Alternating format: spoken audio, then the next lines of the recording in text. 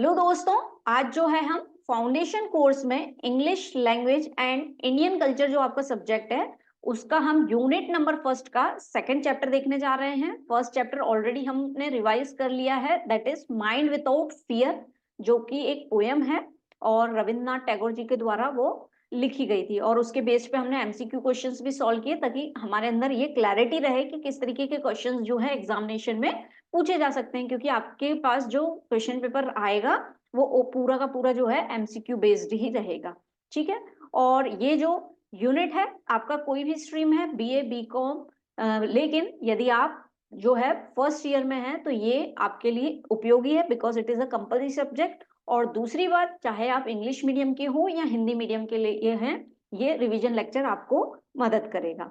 ठीक है, so let us start chapter number second, national education by M K Gandhi. National education के ऊपर जो है महात्मा गांधी ने अपना ओपिनियन दिया था, ये उसी के ऊपर बेस्ड जो है उनके जो कथन थे या उनकी जो धारणाएं थी वो उन्होंने व्यक्त की है ना। तो एजुकेशन के ऊपर ही उन्होंने बताया था और किसके द्वारा लिखा गया है, एम के गांधी, महात्मा गांधी जी ने जो है ये लिखा है।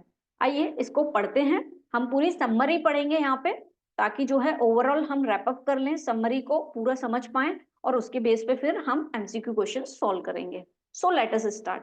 सो many strange things have been said about my views on national education. बहुत सारी जो है राष्ट्रीय शिक्षा के ऊपर जो है इतनी अजीब बातें कही गई हैं। ऐसा कौन कह रहा है? महात्मा गांधी कह रहे हैं। It would perhaps not be out of place to formulate them before public. और ये ठीक नहीं रहेगा कि पब्लिक के सामने इस तरीके से वो बातें आए। ठीक है, in my opinion the existing system of education is defective. उनके हिसाब से जो अभी का समय, जो उनका समय था उस समय की वो बात कर रहे हैं कि उनके हिसाब से जो अभी का एजुकेशन सिस्टम है वो जो है डिफेक्टिव है, यानी क्या है, दोषपूर्ण उनको लगता है। Apart from its association with an utterly unjust government in three most important matters, जो हैं उनको लगते हैं कि ये गलत हैं एजुकेशन में। ठीक है, इसके अलावा एक अन्य पूर्ण सरकार के साथ तीन सबसे महत्वपूर्ण मामलों में इसके संबंध में, यानी उन्होंने तीन मैटर्स बताए हैं जिसके उनको नेशनल एजुकेशन जो उस समय चल रहा था उससे उन्हें प्रॉब्लम है। ठीक है, आइए देखते हैं ये तीन पॉइंट्स क्या हैं। तो ये हमारे सामने है। सबसे पहला इशू उनको ये था कि हमारा जो एजुकेशन है it is based on foreign culture. ये जो है पूरा का पूरा विदेशी संस्कृति के ऊपर जो है आधारित है। To almost entire exclusion of indigenous culture, जो स्वदेशी संस्कृति को लगभग पूरी तरीके से क्या कर रहा है, बहिष्कार कर रहा है। तो ये चीज उन्हें बिल्कुल भी पसंद नहीं थी उस पर्टिकुलर नेशनल एजुकेशन जो उस समय चलता था। ठीक है, सेकेंड उन्होंने जो बात कही है, it ignores the culture of the heart and hand and confine itself simply to the head. उन्होंने कहा कि जो एजुकेशन सिस्टम उस समय चल रहा था वह यह दिल और हाथ की संस्कृति को अनदेखा कर रहा था, है ना, खुद को सिर तक ही सीमित कर रहा था। यानी जो आपको सिर्फ सिखाया जा रहा है, सिर्फ मेंटली आप उसको पढ़ रहे हो, बाकी उससे क्या सीख रहे हो एक्चुअली, वो कितना आप अपने अंदर इनकलकेट कर रहे हो, उसमें वैसी चीजें कुछ भी नहीं थी, है ना, उसको अनदेखा किया जा रहा था। और तीसरा पॉइंट जिससे उनको प्रॉब्लम थी, real education is impossible through foreign medium. और वहां जैसे कि मीडियम जो है ब्रिटिश राज के अंदर जो है एजुकेशन चल रहा था उस समय, तो एक विदेशी माध्यम के माध्यम से वास्तविक शिक्षा असंभव है उनके हिसाब से। यदि हम एजुकेशन ले रहे हैं तो जिस भी कंट्री का एजुकेशन है, यदि हम किसी फॉरेन लैंग्वेज का उपयोग कर रहे हैं तो हम एजुकेशन का सही मायना ही नहीं समझ रहे हैं। तो वो भी यही कह रहे थे कि यदि हम फॉरेन मीडियम यानी इंग्लिश का यूज होता था तो उससे यदि हम अगर अपने एजुकेशन ले रहे हैं तो रियल एजुकेशन तो हम सही शिक्षा तो नहीं ग्रहण कर पाएंगे। तो दोस्तों आपको ये तीन पॉइंट्स पता होना चाहिए, क्योंकि इन्हीं तीनों पॉइंट्स के ऊपर जो है उन्होंने बड़े बड़े पैराग्राफ जो है मेंशन किए हैं, उसको डिटेल में एक्सप्लेन किया है। तो सबसे पहले उनको दिक्कत थी कि फॉरेन कल्चर जो है, हमारा पूरा एजुकेशन जो है फॉरेन कल्चर के ऊपर आधारित है और यहाँ पे जो है हमारे स्वदेशी जो कल्चर है उसका बहिष्कार किया जा रहा है। सेकेंड जो है, उन्होंने ये देखा कि पूरा खेल जो है उन्होंने दिमाग के ऊपर रख दिया है एजुकेशन को सिखाना, लेकिन दिल से हम क्या सीख रहे हैं, समझ रहे हैं, उसको महत्व नहीं दिया गया है। और तीसरा, फॉरेन मीडियम का जो उपयोग किया जा रहा है, जैसे इंग्लिश लैंग्वेज का उपयोग किया जा रहा है, तो उनको उस चीज से जो है बहुत आपत्ति थी। उनका कहना था कि हम सही मायनों में शिक्षा ग्रहण ही नहीं कर पाएंगे। ठीक है, अब इन तीनों के ऊपर जो है उन्होंने डिटेल एक्सप्लेनेशन दिया है जिसको हम शॉर्ट में समझेंगे ताकि एमसीक्यू क्वेश्चन आए तो उसमें हम न चूकें। ठीक है, आइए दोस्तों इसको समझते हैं। लेट अस एग्जामिन, हम पूरा नहीं पढ़ेंगे, इसका जो निचोड़ है उसको ही समझेंगे, क्योंकि 6 पैराग्राफ्स हैं लगभग इसमें। ठीक है, तो सबसे पहले वो बोलते हैं कि let us examine the 3 defects. ये जो 3 डिफेक्ट्स अभी हमने देखे, तो उसको वो डिटेल में इंट्रोस्पेक्शन करके जो है बता रहे हैं। सबसे पहले वो यही बोल रहे हैं कि almost from the commencement the textbook deal not with the things of boys and girls have always to deal with their homes but things to which they are perfect strangers। उनका कहना यह है कि एजुकेशन हमेशा इस तरीके का सिखाया जा रहा है जहाँ पे बच्चों को, चाहे वो गर्ल्स हैं या बॉयज हैं, घर पे आप क्या सही है क्या गलत है उसकी जो है शिक्षा नहीं दी जा रही है। ऐसा एजुकेशन दिखाया जा रहा है जो उनके लिए टोटली स्ट्रेंजर है, मतलब ऐसी चीजें सिखाई जा रही है जो उनके लिए जरूरी नहीं है।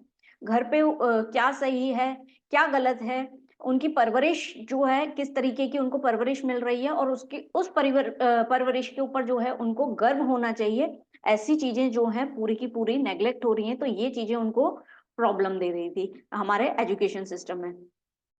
ही has no poetry about his home life. और बाद में बच्चे जब बड़े होते हैं शिक्षा ग्रहण करते करते, तो उनको अपने घर की परवरिश के बारे में भी नहीं पता रहता है, क्योंकि वो धीरे धीरे विसरते जाते हैं, उसको भूलते जाते हैं। जो एजुकेशन लेते जा रहे हैं तो आपके घर पे जो सराउंडिंग्स में होता है उसकी वैल्यू हम नहीं कर पाते हैं, उन सराउंडिंग्स की। ठीक है, फिर आगे यदि हम बात करें तो जो आसपास का जो एरिया है, जैसे कि इंडिया जो है एक विलेज कंट्री है, तो उन्होंने वही बोला कि हमारी जो सभ्यता है वो उसको किस तरीके से दिखाया जाता है कि पूरा का पूरा अंधविश्वास है और useless for all practical purpose, और ऐसा बताया जाता है कि ये पूरा सुपरस्टिशियस है, अंधविश्वास है, और प्रैक्टिकल पर्पस उसका कुछ नहीं है, जो उन्हें वो चीज बहुत बुरी लग रही थी। ओके, फिर आगे यदि हम देखें तो इन मायनों में जो है वो यही कहना चाह रहे हैं कि हमारा जो सभ्यता है उसको इस तरीके से प्रेजेंट किया जा रहा है कि वो अंधविश्वासी और बेकार के रूप में प्रस्तुत की जाती है, जो सही मायनों में सही बात नहीं है। यदि हम एजुकेशन को प्रॉपर तरीके से लेंगे तो हम कहीं ना कहीं उसको प्रैक्टिकल अप्रोच कर पाएंगे। तो पहले पैराग्राफ को यदि हम कंक्लूड करें तो गांधी जी यही कहते हैं कि हमारा एजुकेशन कुछ इस तरीके से है कि बच्चों को जो है क्या सही है क्या गलत है, या उनको आगे क्या काम आने वाला है, उनकी परवरिश में क्या चीजें काम आने वाली है, ये चीजें नहीं सिखाई जाती है। उनको ऐसी चीजें सिखाई जाती है जो उनसे बिल्कुल विपरीत है या स्ट्रेंज है, ऐसी चीजें उनको सिखाई जाती है। उनको ये बताया जाता है कि हमारी जो सभ्यता है वो अंधविश्वास पे बनी हुई है, न कि किसी प्रैक्टिकल अप्रोच पे। तो इनको इस चीज से दिक्कत है। बढ़ते हैं टुवर्ड्स द नेक्स्ट पैराग्राफ। इसमें जो है उन्होंने कहा है whatever may be the true of other countries in India at any rate where 80% of the population जो वो मानते हैं कि एग्रीकल्चर बेस्ड है और बाकी की 10% इंडस्ट्रियल बेस्ड है, जैसे कि India is a country of agriculture और उसमें 10% जो है इंडस्ट्रियल का। It is a crime to make education merely literally. यहाँ पे एक क्राइम है यदि आप एजुकेशन को सिर्फ एक सभ्य बना रहे हैं, ठीक है, सॉरी साहित्य बनाने की कोशिश कर रहे हैं। एजुकेशन सिर्फ साहित्य नहीं है उनके हिसाब से, यानी सिर्फ बुक्स से लिमिटेशंस नहीं है उसकी। यहाँ पे यदि हम हिंदी में उसको देखें तो कुछ अन्य देशों के बारे में सच हो सकता है। भारत में किसी भी दर पर जहाँ 80% अधिक आबादी कृषि की है और एक 10% औद्योगिक है, यहाँ पे शिक्षा को केवल साहित्यिक बनाने और मैनुअल के लिए लड़के लड़कियों को अनफिट करने का जो है ये एक अपराध है। वो यही कहते हैं यदि आप शिक्षा को सिर्फ लिमिट कर रहे हो साहित्यिक तक की, कि सिर्फ पढ़ा लिखा जो है बुक्स में जो लिखा है उसको याद कर लें या क्या, तो ये लिमिटेशंस गलत है। क्योंकि हमारा देश जो है 80% एजुकेशन एग्रीकल्चर से जुड़ा है, तो उनको इस चीज का नॉलेज होना चाहिए, उन्हें श्रम आना चाहिए, उन्हें लेबर वर्क आना चाहिए, ऐसी उनकी मान्यता थी। ठीक है, ओके, आगे पढ़ते हैं।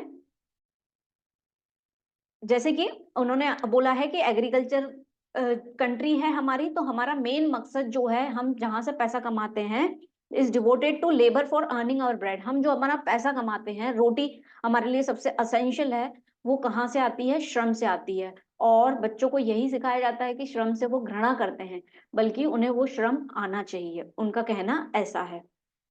ठीक है, जैसे कि हमारे समय का बड़ा हिस्सा हमारी रोटी बनाने के लिए श्रम के लिए समर्पित है। हमारे बच्चों को अपनी प्रारंभिक अवस्था में से ऐसे श्रम की गरिमा सिखाई जानी चाहिए। उनका मानना यही है कि बच्चों को श्रम सिखाना चाहिए, सिर्फ साहित्यिक तरीके से एजुकेशन दे रहे हैं, दैट इज रियली रॉन्ग। ऐसा महात्मा गांधी जी का व्यू है। ठीक है, फिर आगे वो यही बताते हैं कि जो है बहुत सारे बच्चे जो हैं स्कूल जाते हैं, पब्लिक स्कूल जाते हैं ताकि वो स्कूल में जाके सीखें, लेकिन उसके लिए पर्याप्त पैसा नहीं है जिससे वो स्कूल की ह्यूज फीस को जो है बियर कर पाए, उनकी एग्जिस्टिंग लाइफ स्टाइल जो उस समय चल रही थी, है ना। Not millions of parents are able to pay the fees that are present impose, और उन्हें ये भी पता है कि यदि एजुकेशन दे रहे हैं और पैसे के एवज में दे रहे हैं तो ये तो और भी गलत है, क्योंकि इतनी फीस तो दे ही नहीं पाएंगे, क्योंकि इंडिया इज एग्रीकल्चर कंट्री। पहली बात, वहां जो लोग काम करते हैं वो क्या है, श्रमिक हैं, और श्रमिक के पास जो है इतना पर्याप्त पैसा नहीं है कि वो बच्चों को जो है पैसों के बेसिस पे जो है पढ़ाएं। तो क्या है उनका व्यू, वो क्या चाहते हैं, वो चाहते हैं एजुकेशन यदि यूनिवर्सल है यानी सर्वभूमिक है तो जो है एजुकेशन फ्री होना चाहिए, सभी के लिए फ्री होना चाहिए, स्वतंत्रता होनी चाहिए, एजुकेशन शिक्षा जो है स्वतंत्र होनी चाहिए यदि आपको सीखना। हाँ, उसके बिहाफ पे उन्होंने एक आइडिया दिया है जो कि बहुत ही शानदार है, आइए उसको पढ़ते हैं। जैसे कि उन्होंने ये बोला है कि I fancy that our ideal system, जो अभी गवर्नमेंट का सिस्टम है, we shall not be able to devote, हमारे पास इतना पर्याप्त पैसा नहीं है कि हम 2000 मिलियन रुपीज यानी 2000 करोड़ रुपए जो है इन चीजों पे एजुकेशन पे स्पेंड करें। आप चाहो तो ये फिगर है तो ये याद रख सकते हो, मे बी एमसीक्यू बन जाए, ऐसा इतना इंपॉर्टेंट नहीं है बट मे बी, ठीक है। तो वो यही कहते हैं कि हमारे पास इतना अमाउंट नहीं है कि हम बच्चों को जो है उस तरीके का एजुकेशन दे पाए पैसे के बिहाफ पे, लेकिन हम जो है उन्हें श्रम सिखा सकते हैं और उसके बिहाफ पे जो है एजुकेशन जो है वो ले सकते हैं। यानी उनका कहना ये है कि बच्चे स्कूल में आ रहे हैं तो उन्हें जो है लेबर वर्क सिखाया जाए कि किस तरीके से काम होता है, और उसके एवज में जो है उन्हें शिक्षा दी जाए, न कि उनसे पैसे लिए जाए। अब उन्होंने जो लेबर वर्क भी कहा है तो ऐसा नहीं है कि लेबर वर्क में बहुत छोटे लेवल की चीजें वो बोल रहे हैं, क्या वो यही बोल रहे हैं कि यदि हम बात करें यूनिवर्सल लेबर की, सर्वभूमिक लेबर की या श्रम की बात करें तो वो प्रॉफिटेबल हो, और ये प्रॉफिटेबल भी रहेगा। जैसे कि हैंड स्पिनिंग, हाथ से जो है बुनाई वगैरह जो होती है उसका काम जो है वो बोल रहे हैं कि बच्चों से करवाया जाए। तो इससे दो चीजें होंगी, एक तो उनको प्रैक्टिकल नॉलेज मिलेगा कि उनकी कंट्री में किस तरीके का काम हो रहा है, तो बिजनेस भी बढ़ेगा, पैसे भी आएंगे, और दूसरा जो है वो उस एजुकेशन की भरपाई भी कर पाएंगे। नहीं तो क्या होता है कि बच्चा जो है एजुकेशन सिर्फ टेक्स्ट बुक से पढ़ता जा रहा है पढ़ता जा रहा है, और जब वो बड़ा होता है तो उसको किसी न उसको अपनी चीजों का नॉलेज रहता है जो उसको लेबर वर्क करना है, और न वो शिक्षा उसको काम आती है, तो उनको उस चीज से दिक्कत है, ठीक है। फिर जैसे कि हैंड स्पिनिंग, हैंड वीविंग। फिर आगे यदि हम बात करें तो वो यही बोलते हैं कि जैसे कि हमारी कंट्री जो है एक बहुत बड़ा जो है process connected with the cloth production से जो है हम बहुत ज्यादा कनेक्टेड है, तो वो चाहते हैं कि ऐसी चीजें हमारे बच्चों को सिखाई जाएं, ठीक है।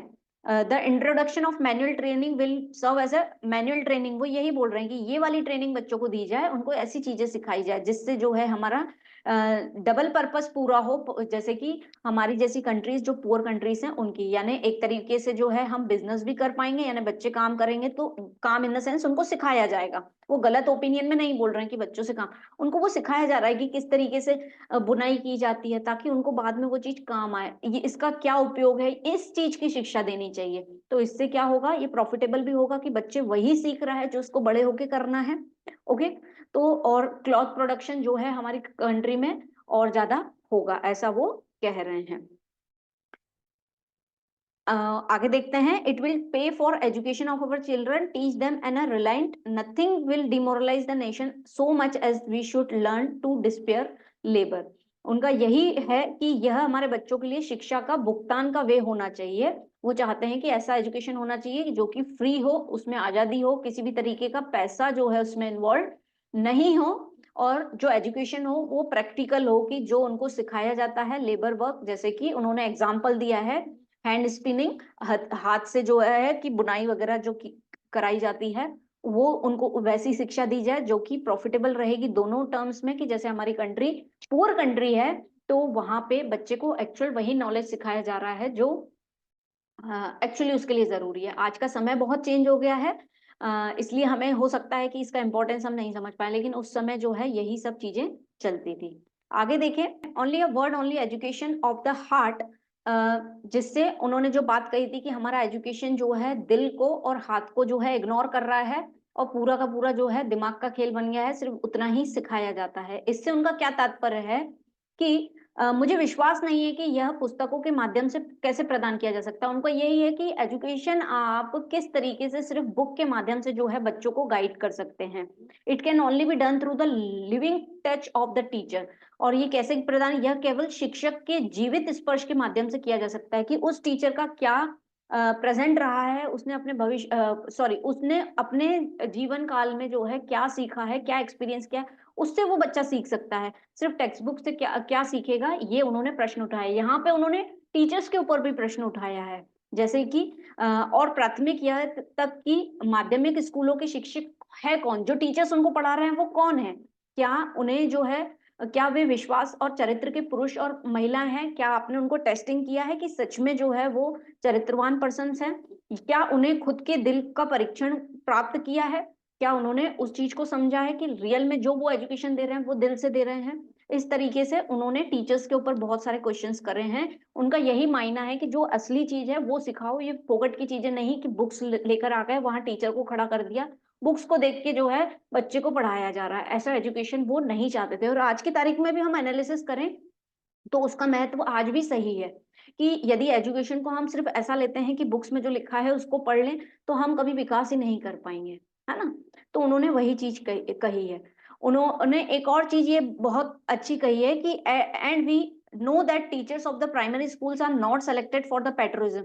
उन्होंने देखा है कि जो प्राइमरी स्कूल्स के जो टीचर्स हैं उन्होंने कोई देशभक्ति के लिए अपॉइंटमेंट नहीं की, उनके अंदर देशभक्ति की भावना है और इसलिए जो है वो बच्चों को पढ़ा रहे हैं। उन्होंने ये कहा है कि उन टीचर्स को जो है और कुछ करने को नहीं मिल रहा है, इसलिए जो है वो पढ़ा रहे हैं उसके बिहाफ, मतलब एक तरीके का वो एम्प्लॉयमेंट अपनी जॉब समझ के सिर्फ वो काम कर रहे हैं, दिल की यहाँ पे कोई बात नहीं है, ये उन्होंने आपत्ति जताई है। ठीक है, आगे बढ़ते हैं। Finally the medium of instruction, पहला पॉइंट हमने देखा। फिर नेक्स्ट जो है उन्होंने दिल की बात जो कही थी वो हमने देखा। अब फाइनली जो है मीडियम ऑफ इंस्ट्रक्शन से उनको प्रॉब्लम थी कि जो फॉरेन लैंग्वेज में बच्चे सीख रहे हैं उनसे उनको बहुत दिक्कत है। उन्होंने यही बताया, the foreign medium has caused brain flag, put an under strain upon the nerves of children. उन्होंने कहा है कि जो आज का एजुकेशन जो उस पर्टिकुलर समय में वो एक्सप्लेन कर रहे थे वो सिर्फ बच्चों को क्या कर रहा है, ब्रेन फैग का मतलब होता है अनक्लैरिटी, वहां पे कोई चीजें क्लियर स्पष्ट नहीं होती है, सिर्फ वो क्या करते हैं, मेड देम क्रैमर्स, यानी वो सिर्फ क्या करते हैं, रेक्टाफिकेशन करते हैं, जो लिखा है उसको पढ़ा और उसका एनालिसिस आपके जीवन में उसका क्या महत्व हो रहा है वो चीजें बच्चे नहीं सीख पाते। यहाँ पे दोस्तों I will put focus on the brain fact word जो है, या क्रैमर्स हो गया जैसे कि रटना, इन चीजों पे बेस्ड जो है एमसीक्यू क्वेश्चन बन सकता है, तो आपको ये चीज पता होना चाहिए। ठीक है, फिर आगे जैसे इमिटेटर्स यानी जो सिर्फ देख के तोते जैसे जो रटते हैं, तो वो उनको वो चीज गलत लग रही थी। फिर आगे उन्होंने ये बोला, the foreign medium has made our children practically foreigners in our online. वो यही बोलते हैं कि यहाँ पर रहकर जो है हमारे बच्चे जो है फॉरेनर्स बन गए हैं, लेकिन वो कुछ भी सभ्यता नहीं सीखे हैं। It is the greatest tragedy of the existing system. और उन्होंने बोला ये सबसे जो है बड़ी त्रासदी है हमारे अभी के जो सिस्टम, एजुकेशन सिस्टम चल रहा है उसके लिए।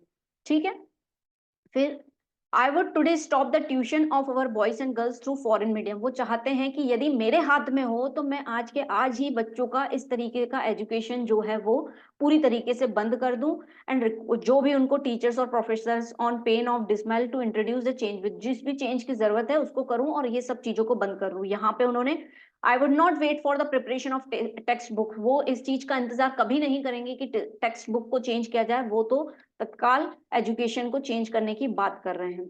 They will follow the change, it will preparation of textbooks, they will follow the change, it is an evil that needs a summary remedy। उनको ये लगता है कि इसको जो है पर्याप्त रेमेडी की जरूरत है, जल्दी से जल्दी जो है ऐसे एजुकेशन का जो है निवारण होना चाहिए, तो जो कि बहुत ही सही कहा है महात्मा जी ने। ओके, आगे देखते हैं last paragraph of this session, क्योंकि उन्होंने मीडियम की ही बात कही है यहाँ पे। The upcoming opposition of the foreign medium has resulted the unwanted charge of the levelled against hostile foreign culture. यहाँ पे उन्हें प्रॉब्लम है जो मीडियम ऑफ लैंग्वेज यूज होती है, जैसे कि अभी भी हम देखते हैं बहुत सारे स्कूलों में जो है इंग्लिश लैंग्वेज कंपलसरी हो गई, तो उन्हें यह है कि अपने राष्ट्र को यदि हमें समझना है तो जो है हमारी खुद की लैंग्वेज जो है हमें सीखनी है। यहाँ पे एक वर्ड यूज हुआ है वर्निकुलर, है ना। वर्निकुलर यानी अपनी मातृभाषा में जब तक हम नहीं सीखेंगे तो हम अपने देश को नहीं समझ पाएंगे, अपने राष्ट्र को नहीं समझ पाएंगे। तो उन्होंने बोला था कि वर्निकुलर लैंग्वेज होना चाहिए, ठीक है। उनके हिसाब से जो इंग्लिश लैंग्वेज है, I regard English as the language of international commerce and diplomacy. उनके हिसाब से जो इंग्लिश लैंग्वेज है वो सिर्फ अंतर्राष्ट्रीय वाणिज्य और कूटनीति की भाषा के रूप में जो है वो उनको मानते हैं, इसके अलावा उनकी नजरों में वो कुछ नहीं है। यानी एक बिजनेस लैंग्वेज है, यदि आप कहीं बाहर से बिजनेस करते हैं तो आपको वो लैंग्वेज आनी चाहिए, लेकिन पूरा एजुकेशन आप इस बेसिस पे ले लो, वो उस चीज से सहमत नहीं थे।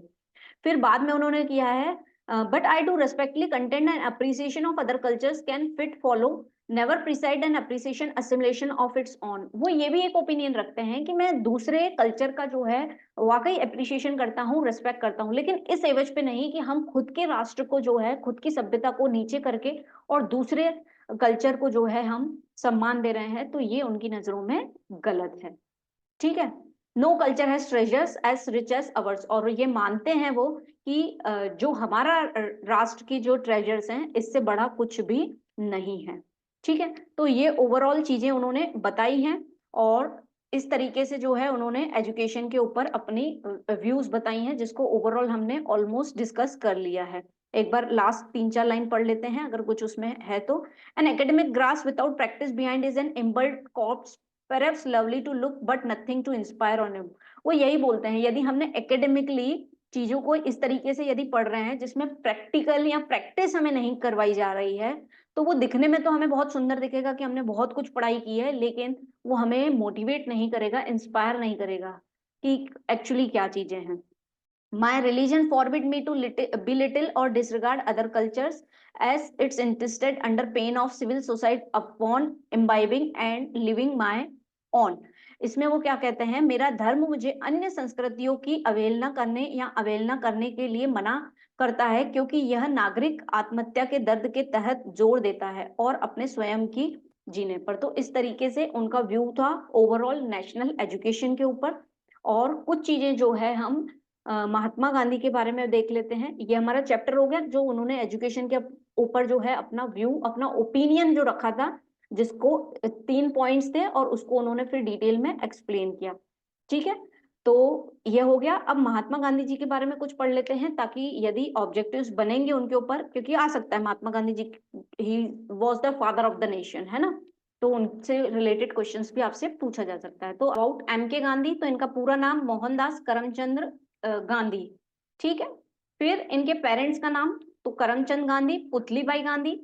ऑलमोस्ट हम सभी ने बचपन में महात्मा गांधी के बारे में बहुत कुछ पढ़ा है, लेकिन एक बार उसको हम रिवाइज कर लें संक्षिप्त में, ताकि हमें वो चीजें याद रहें। बर्थ की बात करें तो 2 अक्टूबर 1869 में इनका बर्थ हुआ था, जन्म हुआ था पोरबंदर गुजरात में। इनकी डेथ 30 जनवरी 1948, 30 जनवरी 1948 में हुई थी दिल्ली में। इनको जो है बुलाया जाता था फेमसली बापू के नाम से, जो कि फादर ऑफ नेशन के नाम से ये जाने जाते थे। स्पाउस यानी इनकी लाइफ पार्टनर, इनकी वाइफ का नाम जो था कस्तूरबा गांधी। नेशनल एजुकेशन जो है उन्होंने यंग इंडिया में जो है पब्लिश हुआ था। नेशनल एजुकेशन कब हुआ था? 1 सितंबर 1921। ये जो चैप्टर हम पढ़ रहे हैं ये वो है, तो आपको ये चीज पता होना चाहिए, ठीक है। उनकी फेमस बुक्स, यदि हम कुछ बुक्स के बारे में बात करें, the story of my experiments with truth, Hind Swaraj, Gokhale my political गुरु, उनके पॉलिटिकल गुरु का नाम गोखले था। The law and the lawyers, ये भी उनकी एक बुक है। सत्याग्रह इन साउथ अफ्रीका, ये उनकी कुछ बुक्स जो हैं फेमस बुक्स हैं। ही वॉज अ लॉयर, वो एक लॉयर थे। पॉलिटिशियन, सोशल एक्टिविस्ट और an educationist and a national builder who became a leader of the movement against British rule in India. जब ब्रिटिश का शासनकाल था तो वो एक लीडर बने थे और एक चेंज उन्होंने ही लेकर आए थे। वो एक लॉयर थे, एक पॉलिटिशियन थे, सोशल एक्टिविटीज थे और एक एजुकेशन से, जिन्होंने नेशन को, राष्ट्र को बनाने में बहुत मदद की थी, ठीक है। अब हम जो है एमसीक्यू क्वेश्चन सॉल्व कर लेते हैं। यदि हमें बहुत अच्छे से चैप्टर समझ में आए तो ऑब्वियसली हमें एमसीक्यू क्वेश्चंस जो हैं बनेंगे। आपसे अगेन सेम वही रिक्वेस्ट है कि क्वेश्चन आ रहा है तो पहले आप आपका क्वेश्चन जो है टिक कर लीजिए, और उसके बाद जो है आप उसको रिज्यूम करके पॉज कर लीजिए, पहले अपना आंसर टिक कर लीजिए और उसके बाद फिर आंसर मैचअप कीजिए, ताकि जो है आपका ओवरऑल एक ही बार में रिवीजन कंप्लीट हो जाए। स्टार्ट करते हैं फर्स्ट क्वेश्चन से। According to Gandhi the greatest tragedy of existing education system is, तो गांधी जी के हिसाब से सबसे बड़ी ट्रेजेडी जो है क्या थी जो उस समय एजुकेशन सिस्टम चल रहा था? Foreign medium, teaching in vernaculars, foreign culture या इंटरनेशनल डिप्लोमेसी। उनको किस चीज से जो है प्रॉब्लम थी? तो जो फॉरेन मीडियम चल रहा था उससे उन्हें बहुत ज्यादा दिक्कत थी, तो option A is the correct answer. ठीक है, next, education of the heart can be imparted through, उनका मतलब कि जो एजुकेशन दिल का है वो किस तरीके से हो सकता है?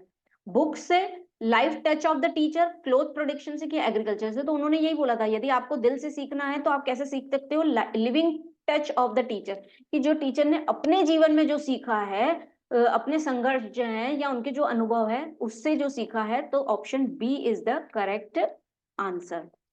Next, according to Gandhi education should be given in, Gandhi के हिसाब से एजुकेशन किस भाषा में दिया जाना चाहिए? इंटरनेशनल लैंग्वेज में, फॉरेन लैंग्वेज में, हिंदी लैंग्वेज में, कि वर्निकुलर? तो हमने बात की थी वर्निकुलर, यानी जो भी राष्ट्र है वो हर उसके लिए बोल रहे हैं, तो वो जो है आपकी मातृभाषा या जिस जगह आप रहते हैं जो आपकी रीजनल भाषा है उसमें जो है एजुकेशन होना चाहिए। So option D is the correct. आगे बढ़े। According to Gandhi the medium of teaching in foreign language has cost, Gandhi ji के अनुसार जो है medium of teaching in foreign language में यदि पढ़ते हैं तो उससे क्या होता है? तो brain fag, put an undue strain upon the nerves of children, made students crammers and imitators. तो हमने ये चीज देखी थी कि बच्चों को जो है अनक्लैरिटी रहती है, यानी क्लियर नहीं रहती है, स्पष्टता नहीं रहती है, उनके ऊपर स्ट्रेन, दबाव आ जाता है उनकी नर्व्स पर। और तीसरा जो है स्टूडेंट्स को क्रैमर्स एंड इमिटेटर्स, सिर्फ रट्टा उनको आता है या देख के जो है वो पढ़ते हैं, रियल नॉलेज वो नहीं सीखते। तो option D, all of the above जो है वो सही है।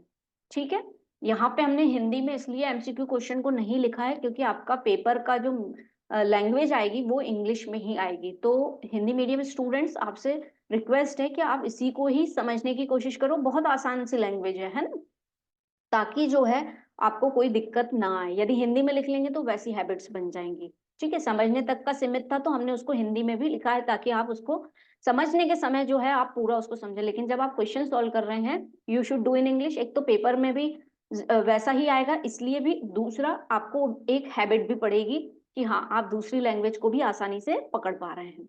Next question, which universal labour Gandhi wanted to promote, Gandhi ji किस सार्वभौमिक लेबर की बात कर रहे थे? एग्रीकल्चर की, हैंड स्पिनिंग की, हैंड वीविंग की? तो उन्होंने तीनों चीजों की बात की थी कि इंडिया जो है एग्रीकल्चर कंट्री है, बच्चों को हैंड स्पिनिंग या हैंड वीविंग सिखाया जाता है, तो ऑल ऑफ द अबव जो है इसका सही आंसर है। हैंड स्पिनिंग यानी वो व्हील पे जो चक्के पे जो है सिखाया जाता है कि किस तरीके से जो है बुनाई होती है, और हैंड स्पिनिंग यानी, हैंड वीविंग यानी हाथों की मदद से। ठीक है, next question. Okay, Gandhi wanted that all schools of India should teach the technique of cloth production, वो चाहते थे कि सभी बच्चों को स्कूल में जो है क्लॉथ प्रोडक्शन की टेक्निक सिखाई जाए जो एक्चुअली उनको काम में आएगी।